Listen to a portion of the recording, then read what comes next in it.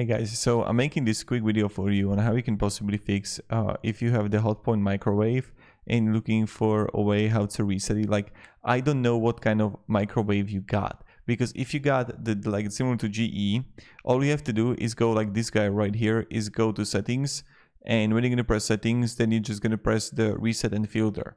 That's how you're gonna do it if you're gonna find those buttons. But if you don't, to reset it, you're gonna unplug it. So unplug it 5-10 minutes, then plug it back in. I know maybe it's going to be like the worst idea ever, but this is the only thing that I found, is that how you can actually reset it how you can reset it, because I don't know what kind of you have, what kind of microwave. So I hope this video at least a little bit of helped you. Try it out, completely unplug it, plug it back in. Maybe it's going to automatically reset for you. If not, go to settings and then reset filter.